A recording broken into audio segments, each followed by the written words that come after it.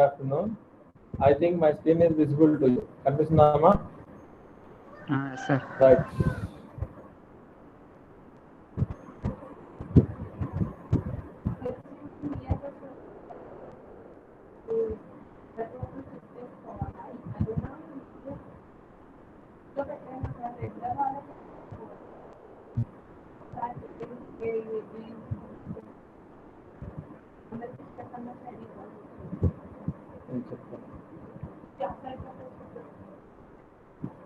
So యాక్చువల్గా ఏం జరిగిందంటేనమ్మా మనం వాడేటటువంటి కాన్సెప్ట్ ప్రకారం మనం నేర్చుకునేటువంటి సబ్జెక్ట్ నేమ్ వస్తూ వెబ్ టెక్నాలజీ అని మాట్లాడుతూ ఉంటారు. So what is this web technology, why we are using this web technology అనేది గురించి కనుక చెప్పాలి అనుకుంటే మనం బేసికల్గా ఒక 5 పాయింట్స్ గురించి నేర్చుకోవాలి. సో చెప్పిన కాన్సెప్ట్ మళ్ళీ చెప్తున్నాను. ఫస్ట్ వన్ వచ్చేటప్పటికి నెట్వర్క్స్ అంటే ఏంటో తెలియాలి, ఆ తర్వాత ఇంటర్నెట్ ఏంటో తెలియాలి, వెబ్ బ్రౌజర్ అంటే ఏంటో తెలియాలి, వెబ్ పేజ్ అంటే ఏంటో తెలియాలి, వెబ్సైట్ అంటే ఏంటో తెలియాలి. సో ఇందులో వెరీ ఫస్ట్ వన్ వచ్చేటప్పటికి ఏమవుతుందని అడిగితే network. So what is the network అని అడిగితే 2 or more computers are connected with one each other and the data exchanged between those 2 or more computers, then all the computers will become under network. రెండు కానీ అంతకన్నా ఎక్కువ కంప్యూటర్లు అనేటటువంటివి ఒకదానితో ఒకటి కనెక్ట్ చేయబడి ఉండి వాటి మధ్యలో కనుక డేటా ఎక్స్చేంజ్ కనుక చేసుకోగలిగితే ఆ రెండు కానీ అంతకన్నా ఎక్కువ కంప్యూటర్లు అన్నింటినీ నెట్వర్క్లో ఉన్నాయని చెప్పేసి చెప్పడం జరుగుతుంది. ఇలాంటి నెట్వర్క్ని ఒక పెద్ద నెట్వర్క్తో కనుక కనెక్ట్ చేసినట్లయితే that is called as an internet అని మాట్లాడుతూ ఉంటారు. So networks of network will be called as internet. Then what is by web browser. So web browser is nothing but simply say to display web pages. So ఒక వెబ్సైట్కి సంబంధించిన information ఏదైతే ఉందో ఆ information అనేది ఉంటుందని నాకు స్క్రీన్ మీద చూపించాలి అనుకుంటే దానికోసం ఉపయోగించేటువంటి సాఫ్ట్వేర్నే వెబ్ బ్రౌజర్ అని మాట్లాడుతూ ఉంటారు. Then what is by website అని అడిగితే website is nothing but it's a collection of web pages, group of web pages ని వెబ్సైట్ అని మాట్లాడుతూ ఉంటారు. And what is by web page అని అడిగితే a web page is a collection of textual matter, video files, audio files, images, so ఇలాంటి animated files ఇలాంటివన్నింటినీ కలిపి ఏమంటామని అడిగితే వెబ్ పేజ్ అని మాట్లాడుతూ ఉంటారు. ఇలాంటి వెబ్ పేజెస్ అనేటటువంటిది తయారు చేయాలి అంటే నాకు మార్కెట్లో సో మెనీ లాంగ్వేజెస్ ఉన్నాయి, సో మెనీ స్క్రిప్టింగ్ లాంగ్వేజెస్ ఉన్నాయి. ఆ సో మెనీ స్క్రిప్టింగ్ లాంగ్వేజెస్లో one of the scripting language ఏంటి అని అడిగితే that is called as simply say HTML అని మాట్లాడతారు.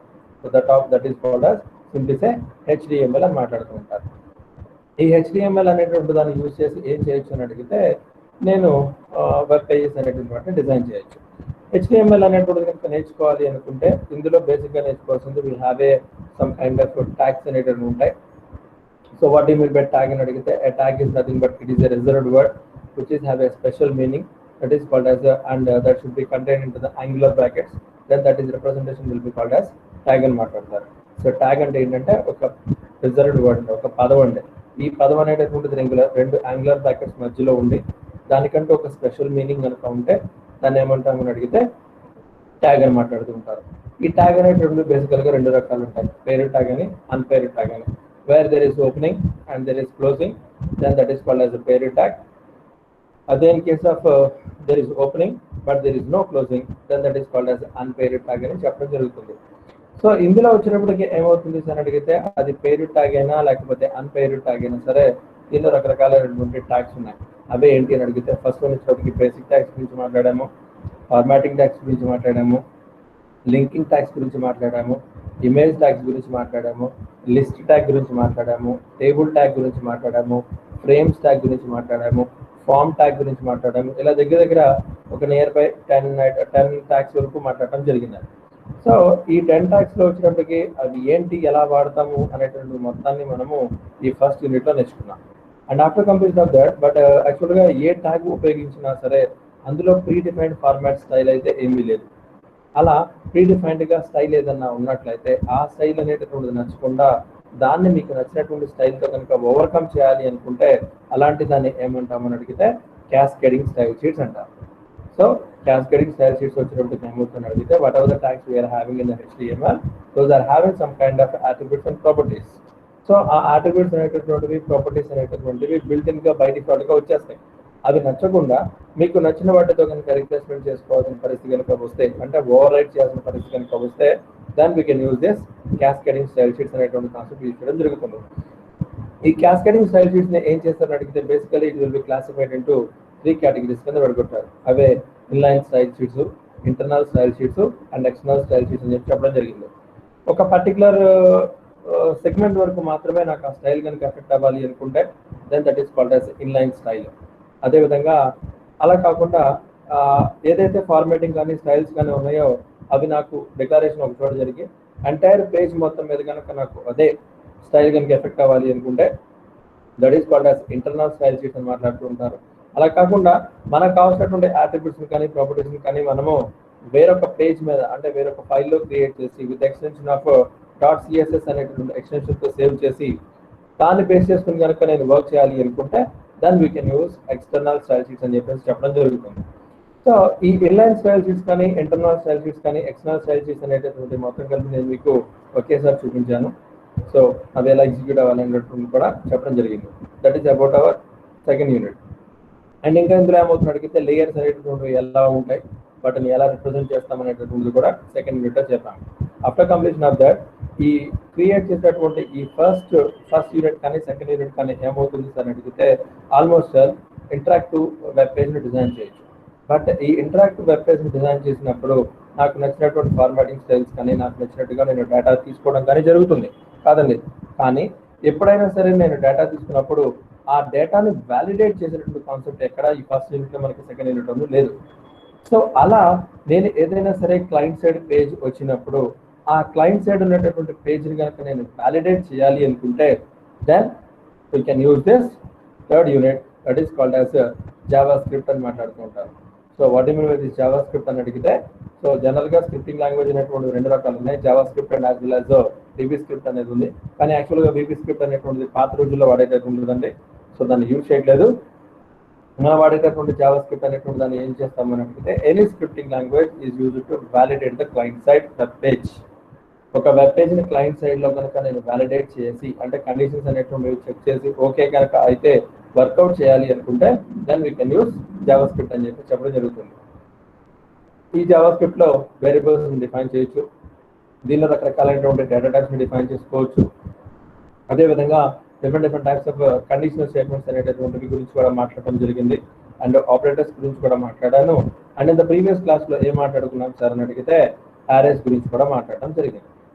సో ఈ యారేస్ గురించి మాట్లాడేటప్పుడు యారేలో ఉండేటువంటి ఫంక్షన్స్ ఏంటి, సో వాటిని ఎలా వాడతాం అనేటటువంటిది కూడా నేను ప్రీవియస్ క్లాస్లో చూపించాను. సో ఈ రోజు వచ్చేటప్పటికి ఏమవుతుంది సార్ అడిగితే దట్ ఈస్ కాల్డ్ యాజ్ ఏమంటామని అడిగితే ఫంక్షన్ అంటారు. సో ఇది చెప్పిన టాపిక్ పేరు అమ్మా నాది ఫోన్ ఛార్జింగ్ లేదు సార్, లెఫ్ట్ అయిపోతుంది సార్. సరే okay.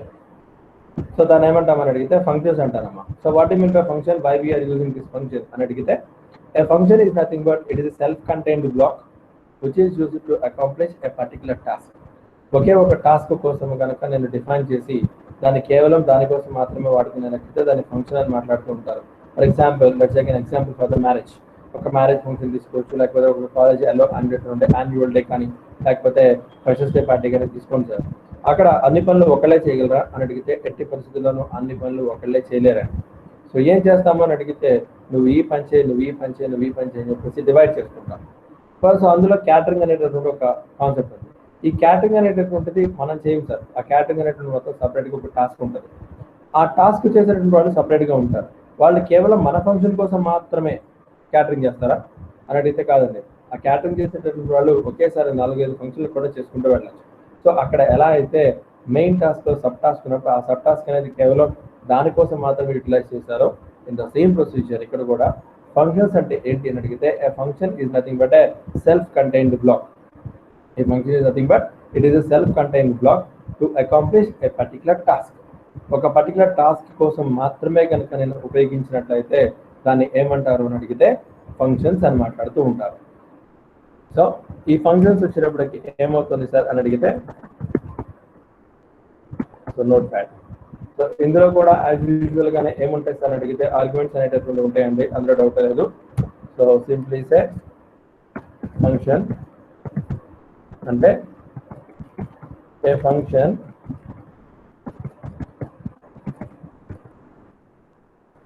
Is a set of statements to accomplish a particular task. కేవలం సెట్ ఆఫ్ స్టేట్మెంట్స్ ఉండి అది ఒక టాస్క్ మాత్రమే చేయడానికి కనుక వినియోగిస్తే అలాంటి దాన్ని ఏమంటాము అని అడిగితే that is called as a function అని మాట్లాడుతూ ఉంటారు. ఈ ఫంక్షన్ లో కూడా యాజ్ యూజువల్ గానే ఉంటాయి సార్. ఏముంటాయి అని అడిగితే formal arguments and as well as actual arguments ఇలాంటివన్నీ కామన్గా ఉంటాయి. Actual arguments and formal arguments అనేటువంటి ఉంటాయి. సో అంటే ఏంటి అని అడిగితే యాక్చువల్గా మనకి ఇక్కడ ఫంక్షన్స్ వచ్చేటప్పటికి ఏమవుతుంది అడిగితే ఫంక్షన్ పార్ట్స్ వచ్చేటప్పటికి రెండు రకాలైనటువంటి పార్ట్స్ ఉంటాయండి. ఫస్ట్ వన్ వచ్చేటటువంటి దాన్ని ఏమంటామంటే ఫంక్షన్ కాలింగ్ అంటారు. అండ్ ద సెకండ్ వన్ వచ్చేటటువంటి దాన్ని ఏమంటారు అని అడిగితే ఫంక్షన్ పార్ట్స్ వచ్చేటప్పటికి ఫంక్షన్ కాలింగ్ అనేటువంటి ఉంటుంది. అదేవిధంగా సెకండ్ వన్ వచ్చేటటువంటి దాన్ని ఏమంటామని అడిగితే ఆ ఫంక్షన్ యొక్క డెఫినేషన్ అంటారు. అయితే కాల్డ్ ఫంక్షన్ అనొచ్చు, ఫంక్షన్ డెఫినేషన్ అనొచ్చు, లేదా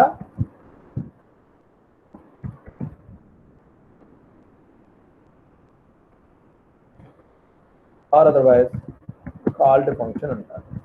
కాల్డ్ ఫంక్షన్ అన్నా ఫంక్షన్ డెఫినేషన్ అన్నా both are same. At the time of calling, whatever the arguments we are passing to the function, that is called as that arguments will be called as actual arguments అంటారు. And actual arguments అనొచ్చు లేదా actual parameters అని అనొచ్చు. ఏదైనా రెండింటి యొక్క meaning ఒకటే sir. పిలిచేటప్పుడు మనం ఇచ్చేటటువంటి ఆర్గ్యుమెంట్స్ కానీ లేకపోతే పారామీటర్స్ అనేటువంటి వాటిని actual arguments or actual parameters అంటారు. అదేవిధంగా ఆ ఫంక్షన్ని నేను డెఫినేషన్ రాసిన మీకు కాల్డ్ ఫంక్షన్ రాసినప్పుడు అక్కడ నేను ఏదైతే పారామీటర్స్ వాడుతున్నానో వాటిని ఏమంటారు అని అడిగితే ఫార్మల్ ఆర్గ్యుమెంట్స్ అనొచ్చు లేదా ఫార్మల్ పారామీటర్స్ అని అనొచ్చు.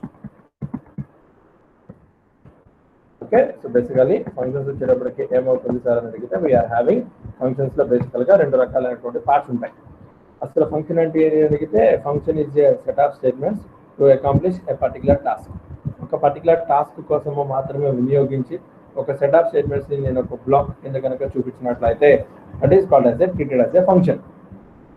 అండ్ ఈ ఫంక్షన్ లో వచ్చేటప్పటికి ఏమవుతుంది సార్ అని అడిగితే సమ్ 2 types ఆఫ్ పార్ట్స్ ఉంటాయి ఫంక్షన్ లో. అదే జనరల్ గా సి లాంగ్వేజ్ అయితే మనకి 3 పార్ట్స్ ఉంటాయి, బట్ ఇక్కడ మనకి 2 పార్ట్స్ మాట్లాడడం జరుగుతుంది. ఫస్ట్ వన్ వచ్చినప్పుడు దాన్ని ఏమంటామంటే ఫంక్షన్ కాలింగ్ అని మాట్లాడతారు. And the second one will be called as function definition అనొచ్చు లేకపోతే కాల్డ్ ఫంక్షన్ అయినా సరే అనొచ్చు. సో ఎప్పుడైతే నేను కాల్ చేస్తున్నానో అప్పుడు వాటికి పంపించేటటువంటి ఆర్గ్యుమెంట్స్ ఏమంటారు అని అడిగితే యాక్చువల్ ఆర్గ్యుమెంట్స్ అంటారు. కాల్డ్ ఫంక్షన్ లో కనుక నేను దాన్ని కనుక యూజ్ చేసుకున్నట్లయితే దాన్ని ఏమంటారు అని అడిగితే formal arguments or formal parameters అని కూడా చెప్తుంటారు. ఈ ఫంక్షన్స్ లో వచ్చినప్పటికీ ఏమవుతుంది అని అడిగితే దీనిలో టైప్స్ గురించి కనుక చెప్పాలి అనుకుంటే వీఆర్ హ్యావింగ్ 2 types అంటే. సో ఫస్ట్ టైప్ వచ్చినప్పటికి ఏమవుతుంది సార్ అని అడిగితే యూజర్ డిఫైన్డ్ ఫంక్షన్ అని మాట్లాడతారు. And the second one will be called as system defined functions అని మాట్లాడతారు. యూజర్ డిఫైన్డ్ ఫంక్షన్ అని అండ్ సెకండ్ వన్ వచ్చినప్పటికి సిస్టమ్ డిఫైన్డ్ ఫంక్షన్స్ అని చెప్పేసి 2 రకాలైనటువంటి ఫంక్షన్స్ ఉన్నాయి. సో సిస్టమ్ డిఫైన్డ్ ఫంక్షన్ లో వచ్చేటప్పటికి ఏమవుతుంది సార్ అని అడిగితే the functions which are defined in the system, I mean to say in the software. So ఆటోమేటిక్గా మనం వాడేటటువంటి ఆ జావా సాఫ్ట్వేర్లో కానీ లేకపోతే ఏదైతే మనం జావా స్క్రిప్ట్ వాడుతున్నామో వాటిల్లో కనుక ఆ ఫంక్షన్ అనేటటువంటి వాటిని ముందుగానే డిఫైన్ చేసి వాటిని మాత్రమే మనం యూజ్ చేసుకోగలిగితే అలాంటి ఫంక్షన్స్ని సిస్టమ్ డిఫైన్డ్ ఫంక్షన్ అని మాట్లాడుతూ ఉంటారు. అలా కాకుండా వాటి యొక్క డెఫినేషన్ కానీ వాటిని పిలవడం కానీ నేను ఓన్గా కనుక చెప్పగలిగినట్లయితే అలాంటి ఫంక్షన్స్ ఏమంటారు అని అడిగితే యూజర్ డిఫైన్డ్ ఫంక్షన్స్ అని మాట్లాడతారు. సో సిస్టమ్ డిఫైన్డ్ ఫంక్షన్స్ అనేటటువంటివి ఆల్రెడీ తయారు చేసేసి ఉన్నాయి, మనం ఏమి లేదు, జస్ట్ మనం వాటిని యూజ్ చేసుకోవడం తప్ప మనం చేసేది ఏమి లేదు. అలాగే యూజర్ డిఫైన్డ్ ఫంక్షన్స్ వచ్చినప్పటికి ఏంటంటే మొత్తం మనమే చెప్తాం. సో ఈ సిస్టమ్ డిఫైన్డ్ ఫంక్షన్స్ వచ్చినప్పటికి ఎగ్జాంపుల్ చెప్పాలి అనుకుంటే నిన్న క్లాస్లో చెప్పినటువంటి యారెస్, ఈ యారెస్ లో వచ్చినప్పటికి ఏమవుతుంది సార్ అడిగితే కొన్ని రకాలైనటువంటి ఫంక్షన్స్ వాడాం. ఏంటి యారెస్ లో వాడినటువంటి ఫంక్షన్స్ ఏంటి అని అడిగితే పుష్ అనేటటువంటి ఒక మెథడ్ ద్వారా ఆటోమేటిక్గా ఒక ఎలిమెంట్ ని యాడ్ చేసాము. అలాగే పాప్ అనేటువంటి మెథడ్ ద్వారా ఎలిమెంట్ ని రిమూవ్ చేయడం జరిగింది. అలాగే సార్ట్ అవుట్ చేసాము, రివర్స్ చేసామా లేదా? So these are all comes to system defined functions. అదేవిధంగా కొన్ని రకాలైనటువంటి స్ట్రింగ్ ఫంక్షన్స్ ఉన్నాయండి. అంటే మొత్తాన్ని క్యాపిటల్స్ కిందకి మార్చుకోవటం, మొత్తాన్ని స్మాల్ లెటర్స్ లో కిందకి మార్చుకోవటము. అలాగే some kind of mathematical functions ఉన్నాయి. మ్యాథమెటికల్ ఫంక్షన్స్ అని చెప్తూ ఉంటారు. సో మ్యాథమెటికల్ ఫంక్షన్స్ అనేటటువంటివి కూడా ఉన్నాయి. సో ఇందులో ఏమవుతుంది అని అడిగితే ఒక నెంబర్ ఇస్తే ఆ నెంబర్కి స్క్వేర్ రూట్ ఫైండ్ అవుట్ చేయడము, ఒక నెంబర్ ఇస్తే ఆ నెంబర్కి పవర్ వాల్యూ ఫైండ్ అవుట్ చేయడము, దాన్ని నియరెస్ట్ అప్పర్ ఇంటిజర్కి రౌండ్ అప్ చేయడము, లోయెస్ట్ ఇంటిజర్కి రౌండ్ అప్ చేయడము, అలాగే స్క్వేర్ రూట్ క్యాలిక్యులేట్ చేయడము, ఇలాంటి వాటిని మ్యాథమెటికల్ ఫంక్షన్స్ అని చెప్తుంటారు. అదేవిధంగా some kind of Boolean functions కూడా ఉన్నాయి. సో చెప్పడం మీద బూలియన్ వచ్చినప్పటికీ yes or no true or false అనేటువంటి రిటర్న్ చేయడం, అలాంటి వాటిని బూలియన్ ఫంక్షన్స్ అని మాట్లాడుతూ ఉంటారు. అండ్ దాంతోపాటు ఇంకా ఏంటి అని అడిగితే డేట్ అండ్ టైం ఫంక్షన్స్ కూడా ఉన్నాయండి. డేట్ ఫంక్షన్స్ అని చెప్తూ ఉంటారు. ఈ డేట్ ఫంక్షన్స్ లో వచ్చినప్పటికి ఏంటి అని అడిగితే ప్రెసెంట్ ఉన్నటువంటి సిస్టమ్ డేట్ అనేటటువంటి తీసుకురావటం, అదేవిధంగా దాంతోపాటు టైం తీసుకురావటము, ఆ టైంలో డేని, మంత్ని, ఇయర్ని తీసుకురావటము. సో ఇలాంటి వాటిని డేట్ ఫంక్షన్స్ అని చెప్తూ ఉంటారు. సో ఇలా మనకి జనరల్ గా ప్రీ డిఫైన్డ్ గా మనకి కొన్ని రకాలైనటువంటి ఫంక్షన్స్ అనేటటువంటివి ఉండటం జరిగింది. Just we don't want to use that, just we not defining that particular function. ఆ ఫంక్షన్ ఏంటి, ఎలా ఉంటుంది అనేటువంటి మనం చెప్పాల్సిన పని లేదు. జస్ట్ మనం డైరెక్ట్ గా దాన్ని వాడేసుకుంటాం. నేను మనం ఎలా అయితే అరేస్ అనేటటువంటి దానిలో ఒక ఆబ్జెక్ట్ క్రియేట్ చేసేసుకుని ఆబ్జెక్ట్ నేమ్ డాట్ పుష్ అనగానే వాల్యూ వెళ్ళి అరేలో ప్లేస్ అయింది. అదేవిధంగా ఆబ్జెక్ట్ నేమ్ డాట్ పాప్ అనగానే ఆ అరేలో ఉండేటువంటి ఎలిమెంట్ అనేటువంటిది రిమూవ్ చేయడం జరిగింది. అదేవిధంగా ఆబ్జెక్ట్ నేమ్ డాట్ రివర్స్ అనగానే అరేలో ఉండేటువంటి ఎలిమెంట్స్ మొత్తం రివర్స్ అయిపోయినాయి. ఆబ్జెక్ట్ నేమ్ డాట్ సార్ట్ అనగానే ఆబ్జెక్ట్ లో ఉండే ఆ అరేలో ఉండేటువంటి ఎలిమెంట్స్ అన్ని సార్ట్ అవుట్ అయిపోయినాయి. So these are all predefined functions అనేటటువంటివి ఎలా అయితే ఉండదు. జస్ట్ మనం ఆ ఫంక్షన్ లో ఎలా చేస్తారనేటువంటి ప్రొసీజర్ రాయాల్సిన అవసరం లేదండి. జస్ట్ మనం ఆబ్జెక్ట్ నేమ్ డిఫైన్ చేసేసి ఆ మెథడ్ నేమ్ కనుక యూజ్ చేసుకుంటే చాలు, we can directly write our program, no doubt about that. So ఇలా కాకపోతే ఈ ఫంక్షన్స్ కి సంబంధించినటువంటి కోడింగ్ అనేటువంటిది ఆల్రెడీ తయారు చేసి ఉంటుంది కాబట్టి జస్ట్ మనం వాడుకుంటాం. అలా కాకుండా అసలు నేనే ఫంక్షన్ డిఫైన్ చేసి, అంటే దానికి సంబంధించిన యాక్చువల్ కోడింగ్ పార్ట్ మొత్తం రాసి నాకు కావాల్సిన చోట కనుక నేను ఆ ఫంక్షన్ కనుక కాల్ చేసుకుంటే అలాంటి ఫంక్షన్స్ ని ఏమంటారు అని అడిగితే యూజర్ డిఫైన్డ్ ఫంక్షన్ అని మాట్లాడుతూ ఉంటారు. సో అంటే ఇక్కడ ఏం లేదు, మొత్తం టాప్ టు బాటమ్ కోడింగ్ మొత్తం నేను రాయాలి, అలాంటి దాన్ని యూజర్ డిఫైన్డ్ ఫంక్షన్ అని మాట్లాడతారు. కానీ ఆల్రెడీ చేసినటువంటి కనుక వాడుకునే లెక్కదని సిస్టమ్ డిఫైన్డ్ ఫంక్షన్ అని మాట్లాడతారు. సో ఇవన్నీ రోజుకు ఒక ఆల్రెడీ నేను ఆర్ఎస్ గురించి మాట్లాడుకున్నాము. సో రేపు ఎల్లుండే నెక్స్ట్ క్లాసెస్ లో ఈ స్ట్రింగ్ ఫంక్షన్స్ ని plus date and time functions ని ఎలా వాడతారనేటటువంటి వాటి గురించి తర్వాత మాట్లాడుకున్నాం. సో ప్రస్తుతానికి we are using user defined functions. ఈ యూజర్ డిఫైన్డ్ ఫంక్షన్స్ ని ఎలా డిఫైన్ చేస్తాము అని అడిగితే నార్మల్ గా మనకి తెలిసినటువంటి దాని ప్రకారము స్క్రిప్ట్ అనేటటువంటిది రాసుకుంటూ వెళ్తాము. Yes script and answer as usual గానే స్క్రిప్ట్, ఇందులో మారింది ఏమీ లేదు. S E R I P T script. ఇక్కడ ఏం చేస్తున్నాను సార్ అని అడిగితే I want to use finding, మనకు అర్థం అవడం కోసం ఫైండింగ్ ఆఫ్ 2 నెంబర్స్. ఒక 2 నెంబర్లు తీసుకుని ఆ 2 నెంబర్ల యొక్క ఎడిషన్ కి సంబంధించినటువంటి ఒక ఫంక్షన్ రాయాలనిపించింది. సో అందుకోసం ఏమనుకున్నాం సార్ అని అడిగితే వేరియబుల్ ఏ బి సి అని చెప్పేసి 3 వేరియబుల్స్ ని డిఫైన్ చేస్తాం.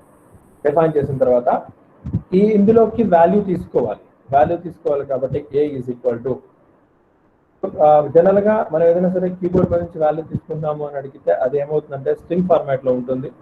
ఆ స్ట్రింగ్ ఫార్మాట్ లో ఉండేటటువంటి దాన్ని ఇంటిజర్ ఫార్మాట్ లో కింద కనుక మార్చుకోవాలి అనుకుంటే for that purpose we are using a method will be called as parse INT అనేటటువంటి ఒక ప్రీ డిఫైన్డ్ మెథడ్ యూజ్ చేస్తూ ఉంటారు.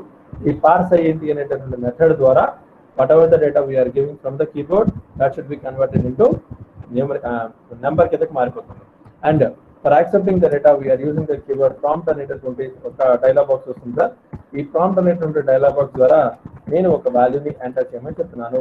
ఎంటర్ ఫస్ట్ వాల్యూ అని చెప్పేసి స్క్రీన్ మీద మెసేజ్ చేస్తున్నాను. రైట్, ఆ తర్వాత సెకండ్ వాల్యూ తీసుకోవాలి కాబట్టి for that purpose I'm using the same అండి, ఇక్కడ నేను మార్చింది ఏమీ లేదు. So just copying this and pasting here. ఇక్కడ ఫస్ట్ వాల్యూ కాస్త ఈసారి ఏమంటామని అడిగితే బి అని చెప్పేసి that should be accepted into enter not first value, enter second value. So second value తీసుకున్నాను, ఫస్ట్ వాల్యూ తీసుకున్నాను. ఇప్పుడు ఈ రెండింటికి సంబంధించినటువంటి ఎడిషన్ అనేటువంటిది కాల్ అవ్వాలి కాబట్టి యాడ్ అనేటటువంటి ఒక మెథడ్ ని కాల్ చేస్తున్నాను. ఎప్పుడైతే నేను ఒక పేరు రాసి దాని పక్కన ఓపెన్ బ్రాకెట్ క్లోజింగ్ బ్రాకెట్ పెట్టాము అని అడిగితే that is treated as a function. దాన్ని ఏమంటామని అడిగితే ఫంక్షన్ అని చెప్తూ ఉంటారు. ఫంక్షన్ అని చెప్పిన తర్వాత ఇది ఫంక్షన్ కాబట్టి మనకి తెలియడం కోసం దీన్ని ఏమంటున్నాను అని అడిగితే ఫంక్షన్ కాలింగ్ అని మాట్లాడుతున్నాను. ఏమంటున్నామని అడిగితే ఫంక్షన్ కాలింగ్ అని మాట్లాడుతున్నాను. దానికి సంబంధించిన actual body here I'm writing here, sorry కింద స్క్రిప్ట్ లోనే రాయాలి. So that's called as a function.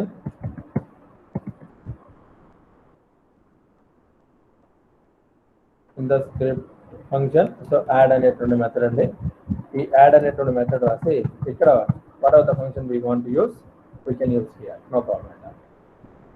ఇక్కడ ఏం చేస్తున్నాం సార్ అని అడిగితే యాడ్ అనేటటువంటి మెథడ్ ఇచ్చినప్పుడు ఇక్కడ what are the values we are giving from the keyboard that should be passed here. A and బిని పంపిస్తున్నాను. ఇక్కడ కాల్ చేసేటప్పుడు కూడా నేను ఏ అండ్ బిని ఇక్కడ so variable some X and as well as variable some Y తీసుకున్నాం. అంటే ఇక్కడ ఏబి అనేటటువంటి దాన్ని తీసుకెళ్ళి అక్కడ XY లో తీసుకున్నాము. ఇక్కడ ఏమన్నాం సార్ అని అడిగితే I'm using here variable Z అని చెప్పేసి ఇంకో వేరియబుల్ డిఫైన్ చేసి సో మొహమాటం లేకుండా Z is equal to X plus Y అని చెప్తున్నాను. అండ్ దీన్ని రిటర్న్ చేయాలి కాబట్టి simply say return RETURN return Z అని చెప్తున్నాను. జెడ్ రిటర్న్ చేయమని చెప్పాను. అది ఇక్కడ కలెక్ట్ అవ్వాలి కాబట్టి సిలో కలెక్ట్ చేసుకున్నాను. సో ఫైనల్లీ దాన్ని ప్రింట్ చేయాలి కాబట్టి I'm using here document dot write L N అని చెప్పి డాక్యుమెంట్ డాట్ రైట్ ఎల్ఎన్ అని చెప్పేసి ఇక్కడ నెక్స్ట్ టైం రావాలి కాబట్టి బిఆర్ దెన్ హియర్ ప్లస్ అని చెప్పేసి సిని ప్రింట్ చేస్తాం. ఇక్కడ ఏం కావాలి అనుకుంటే రిజల్ట్ అని రాసుకోవచ్చు, ప్రాబ్లం లేదు. రైట్, సో ఇట్లా రాసాము. ఆటోమేటిక్గా ఏమైందని అడిగితే అది జరిగింది. ఇప్పుడు దీన్ని మొత్తాన్ని సేవ్ చేయాలని ఉద్దేశంతో ఫైల్లోకి వచ్చి సేవ్ చేస్తున్నాను. సో ఇది ఫంక్షన్ కాబట్టి func.html తో యాజ్ యూజువల్ గానే సేవ్ చేశాను. It should be saved with the name of func.html తో సేవ్ అయింది. సో నౌ దీన్ని ఎగ్జిక్యూట్ చేసి చూడాలి. సో అందుకనే డీటెయిల్లోకి వచ్చాము. యాజ్ యూజువల్ గానే web technology programs JavaScript and funct this is right click చేసి open with Internet Explorer. If the program is not having errors, so directly execute అవుతుంది. If the program is errors having, so they don't show anything. ఏం చూపించదు, blank గా చూపిస్తుంది. So it is loading, time taking. First time మాత్రమే page load అవడానికి time తీసుకుంటుందండి. తర్వాత నుంచి refresh కొట్టినా ఏ కొట్టినా సరే చాలా ఫాస్ట్గా యాక్టివేట్ అవుతుంది. తప్పదు, you must wait for that until the page reaches. Allow the block to content.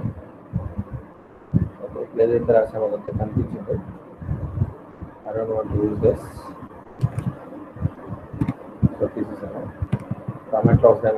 Comment of all of it. File go to save, and here I click refresh.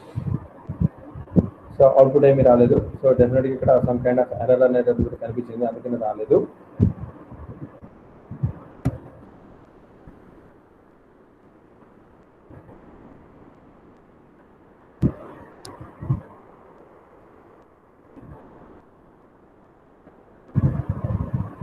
To add title and result.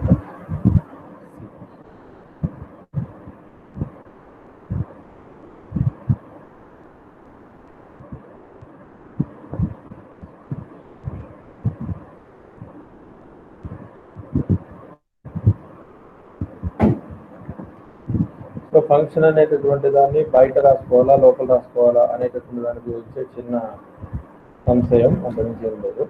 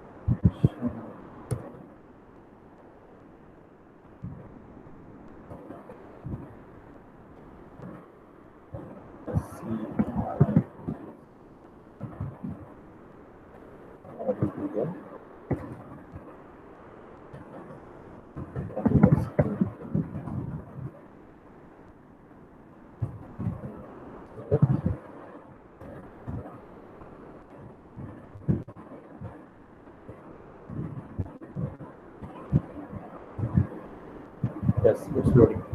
So 56 and as well as 89.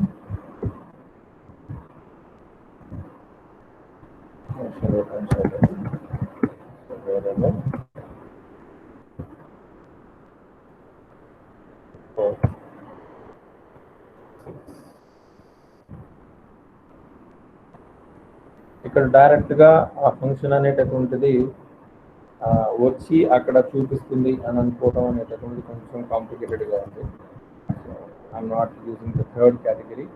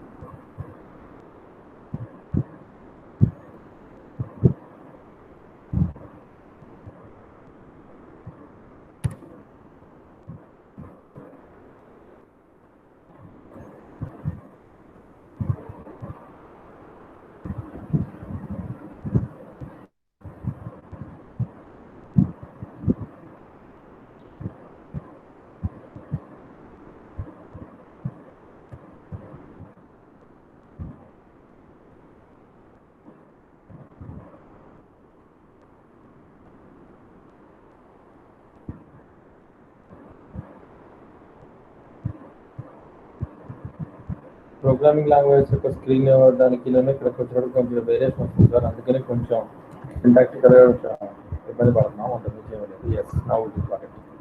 Sir ఇక్కడ యాక్చువల్గా ఏం లేదు. So this is the program. Whatever the program we are writing here, దాని body main part కాబట్టి దీని body అని చెప్పి చెప్పుకుంటున్నాము. ఇక్కడ డిఫైనింగ్ 2 వేరియబుల్స్, ఏ అనే వేరియబుల్ కానీ బి అనే వేరియబుల్ తీసుకున్నాను. సో ఫస్ట్ ఇచ్చే వాల్యూ ఏలో స్టోర్ చేసుకున్నాను అండ్ యాజ్ వెల్ సెకండ్ ఇచ్చే వాల్యూ బీలో స్టోర్ చేసుకున్నాను. అందులో డౌటే లేదు. సో ఇక్కడ ఏం చేస్తున్నాను సార్ అని అడిగితే యాడ్ అనేటువంటి ఒక మెథడ్ని కాల్ చేస్తున్నాను. ఈ యాడ్ అనేటటువంటి మెథడ్కి ఏం చేస్తున్నాను సార్ అని అడిగితే ఏ అనేటటువంటి దాన్ని బి అనేటువంటి దాన్ని పంపించాను. లేదు కన్ఫ్యూజన్గా ఉంది అనుకుంటే ఇందాకలాగానే C is equal to add of అని చెప్పేసి ఏ కామ బి అని రాయండి, ప్రాబ్లం లేదు. డైరెక్ట్గా సి అని వస్తున్నాను, ప్రాబ్లం లేదు. సో ఎప్పుడైతే నేను యాడ్ ఆఫ్ అని చెప్పేసి ఏ కమ బి అన్నానో what are the value we are giving from the keyboard, ఆ రెండు వాల్యూస్ పైకి వెళ్ళి ఇక్కడ ఎక్స్లోను అండ్ యాజ్ వెల్ యాజ్ వైలోను స్టోర్ అవుతుంది. సి లాంగ్వేజ్లోను లేకపోతే జావాలోను అలవాటు అయిపోయి formal arguments and actual arguments అనేటువంటిది అలవాటు అయిపోయి దాని ముందు డేటా టైప్స్ అనేటువంటిది దాకా చెప్పాను సార్, అందుకని it shows error. So no need to specify any kind of data types while we are passing in arguments. So మన ఎన్నాళ్ళు ఏంటంటే ఫంక్షన్ కాల్ చేసేటప్పుడు ఇంటీజర్ కనుక అయితే కింద నుంచి పంపించినప్పుడు పైన కూడా ఇంటీజర్ అని రాసేవాళ్ళం, ఫ్లోట్ అయితే ఫ్లోట్ రాసేవాళ్ళం. సో అలా రాయాల్సిన అవసరం లేదు. డైరెక్ట్గా ఇక్కడ కాల్ చేసినప్పుడు ఏవైతే ఆర్గ్యుమెంట్స్ పంపిస్తున్నామో these 2 arguments will be called as actual arguments and ఈ XY అనేటువంటి దాన్ని ఫార్మల్ ఆర్గ్యుమెంట్స్ అని మాట్లాడుతూ ఉంటారు. ఇక్కడ జెడ్ అనేటువంటి ఒక వేరియబుల్ డిఫైన్ చేసి ఈ రెండింటిని యాడ్ చేసి జెడ్లో ప్లేస్ చేశాను. ఆ వాల్యూ రిటర్న్ చేయాలి కాబట్టి రిటర్న్ జెడ్ అన్నాను సార్. ఆ రిటర్న్ అయిన వాల్యూ వచ్చి ఇక్కడ సిలో ప్లేస్ అయింది, ఆ సిలో ఉండేటువంటి వాల్యూ చూపించింది. So this is the procedure. మామూలుగా రాసేటువంటి ఒక ఫంక్షన్ అండి. దీని పేజ్ని కనుక నేను ఒకసారి ఇక్కడ రిఫ్రెష్ చేసి చూసినట్లయితే ఆటోమేటిక్గా ఫస్ట్ వాల్యూ అడిగింది I'm giving 60 and the second value అడిగింది and I'm giving the value 50. So both will be added and finally we got the result 110. సో ఇలా ఒక నార్మల్గా ఒక ఫంక్షన్ అనేటువంటి దాన్ని డిఫైన్ చేసి ఆ ఫంక్షన్కి సంబంధించినటువంటి దాన్ని మనం రాసుకుంటూ వెళ్ళచ్చు. సో దీన్ని ఏమంటారు అని అడిగితే సింప్లీ సే ఆ ఫంక్షన్కి సంబంధించినటువంటి కాలింగ్ అంటారు. అలాగే దీన్ని ఏమంటారు అని అడిగితే ఆ ఫంక్షన్కి సంబంధించినటువంటి డెఫినేషన్ అంటారు.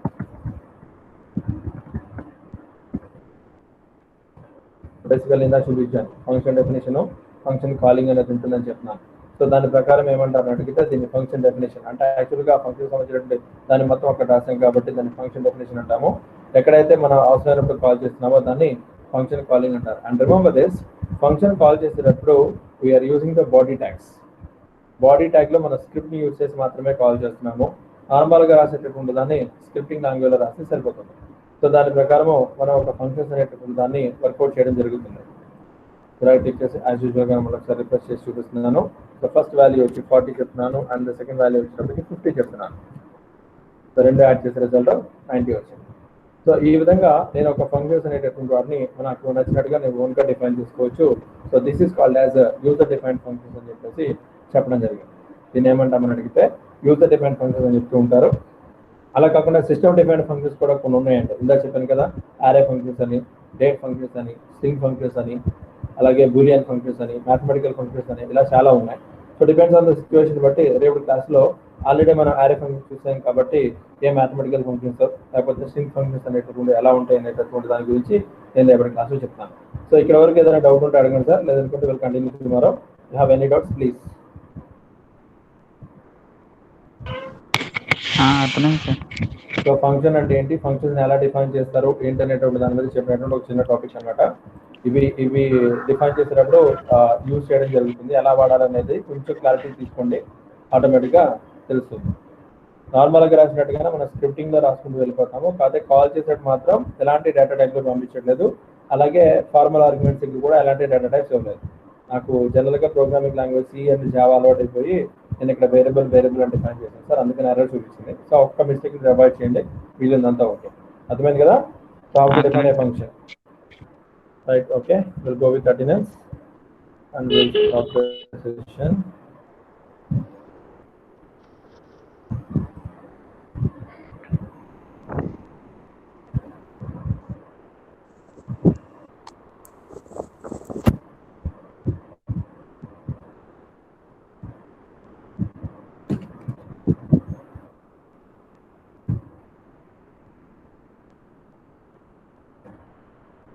సో భరత్ ఓకే ఏం సార్?